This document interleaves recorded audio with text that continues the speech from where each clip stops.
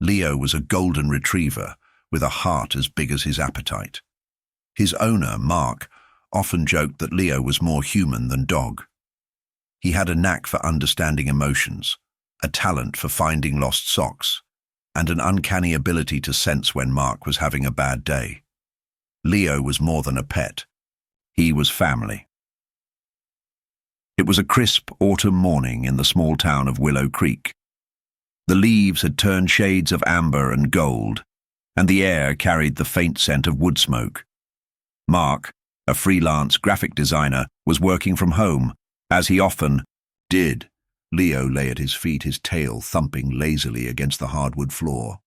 "All right, buddy," Mark said, scratching Leo behind the ears. "Time for your walk." Leo's ears perked up, and he bounded to the door, his tail wagging furiously. Mark grabbed the leash, and the two set off down the quiet suburban street.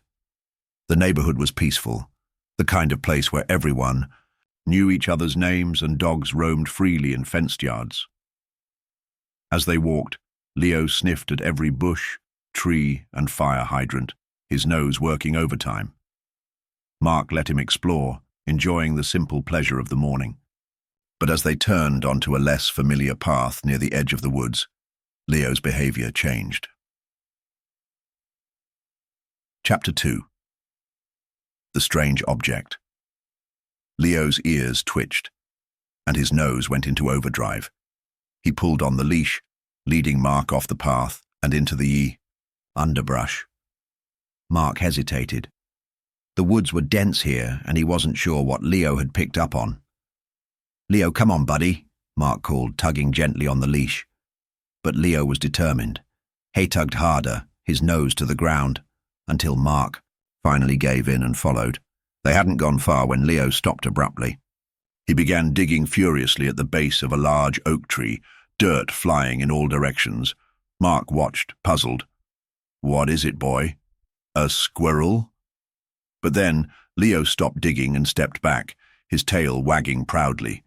In his mouth was something, small and metallic. Mark's heart skipped a beat as he took a closer look. It was a ring. Not just any ring, a wedding band, tarnished and scratched, but unmistakably valuable. Mark's mind raced. How had it ended up here, buried in the woods? And why did Leo seem so intent on finding it? Chapter 3. The Investigation begins. Mark took the ring from Leo and examined it more closely. The inside was engraved with two initials, JM and LR.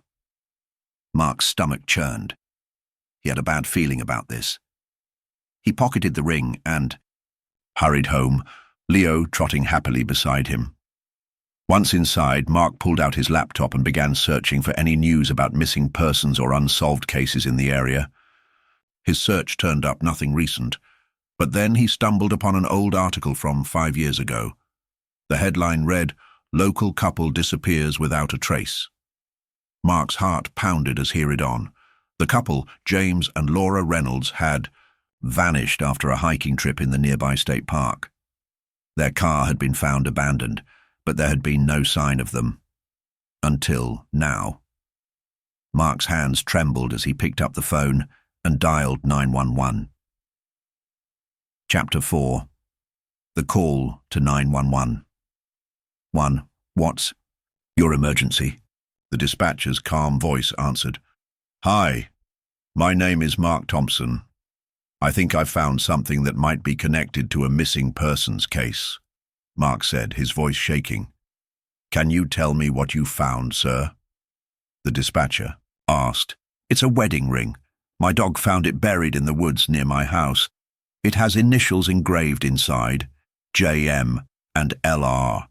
I think it might belong to James and Laura Reynolds, the couple who disappeared 5 years ago." There was a brief pause on the other end of the line. "Stay where you are, Mr. Thompson. We're sending officers to your location now." Mark hung up and sat down, his mind racing. Leo, sensing his distress, nuzzled his hand. "Good boy, Leo," Mark murmured. "You might have just solved a mystery." Chapter 5. The police arrived. Within minutes, 2 police officers arrived at Mark's house. He showed them the ring and explained how Leo had found it. The officers exchanged a look, their expressions serious. "This could be a significant break in the case," one of them said. "We'll need to take the ring in for analysis, and we'll want to search the area where you found it." Mark nodded. "Of course. I'll take you there." With Leo leading the way, they returned to the spot, in the woods. The officers marked the area and began a thorough search. It wasn't long before they found something else, a small weathered piece of fabric, partially buried under the leaves.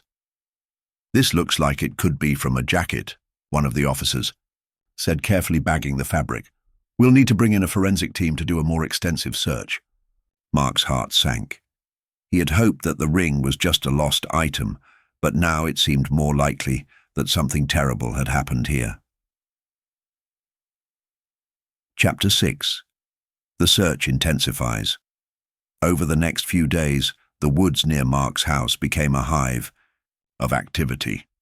Police officers, forensic experts, and search dogs combed the area, looking for any clues that might shed light on the Reynolds disappearance. Mark watched from a distance, feeling a mix of hope and dread. Leo, sensing the tension, stayed close to his side. The little dog had no idea how much his discovery had stirred up, but he seemed to understand that something important was happening. Finally, after days of searching, the police made a grim discovery. Human remains buried deep in the woods. The news sent shockwaves through the community. The Reynolds case, long cold, was suddenly front-page news again. Chapter 7. The identification. The remains were carefully excavated and sent to the lab for analysis. It took several weeks, but eventually the results came back. The remains were, indeed, those of James and Laura Reynolds. Mark felt a heavy weight settle in his chest.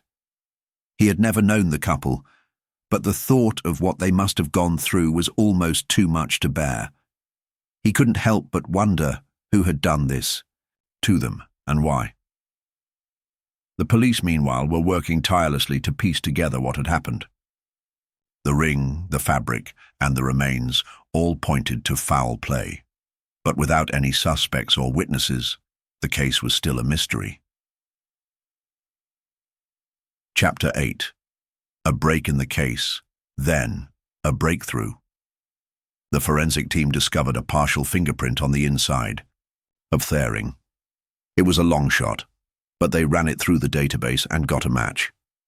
The fingerprint belonged to a man named Carl Hargrove, a drifter with a long criminal record. He'd been in and out of prison for years, mostly for petty crimes, but nothing as serious as murder. Still, the police had their suspect. Carl was brought in for questioning.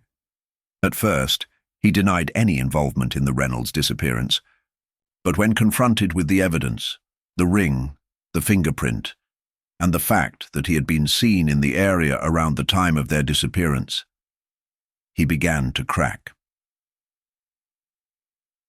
Chapter 9. The confession. Under intense questioning, Carl finally confessed. He had been hiking in the woods that day, desperate for money, when he came across James and Laura. He had tried to rob them, but things had gone horribly wrong. In a panic, he had killed them and buried their bodies in the woods. The ring had been a trophy, a reminder of his crime. But he had lost it in the struggle, and it had remained buried until Leo found it. Mark listened to the news in stunned silence. He couldn't believe that something as simple as a dog's curiosity had led to the solving of a 5-year-old mystery. He looked down at Leo, who was happily chewing on a toy, oblivious to the impact he had made. "You're a hero, Leo, Marky," said, scratching the dog's ears. "A real hero." Chapter 10. Closure. With Carl's confession, the case was finally closed. The community held a memorial service for James and Laura, giving their families the closure they had been seeking for so long. Mark and Leo attended the service, though they stayed in the background. Mark didn't want to draw attention to himself or Leo. This wasn't about them. It was about honoring the lives of 2 people who had been taken too soon. As they walked home that evening, Mark couldn't help but feel a sense of pride. Leo had done something extraordinary, something that had changed lives. And while Mark knew that Leo didn't understand the full extent of what he had done, he also knew that the little dog had a special gift. "You're more than just a dog, Leo," Mark said, smiling down at his furry friend. "You're a detective, a hero, and the best friend anyone could ask for." Leo wagged his tail, his tongue lolling out in a happy grin. He didn't need to understand the complexities of the case or the impact of his discovery. All he knew was that he had made his owner proud, and that was enough. Epilogue. A new chapter. In the weeks that followed, Mark and Leo became local celebrities. The story of the dog who'd helped solve a cold case spread quickly, and soon they were being interviewed by newspapers and TV stations. But Mark made sure to keep things in perspective.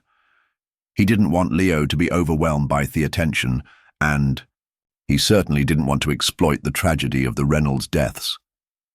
Instead, he focused on the positive, the fact that Leo's discovery had brought closure to a grieving family.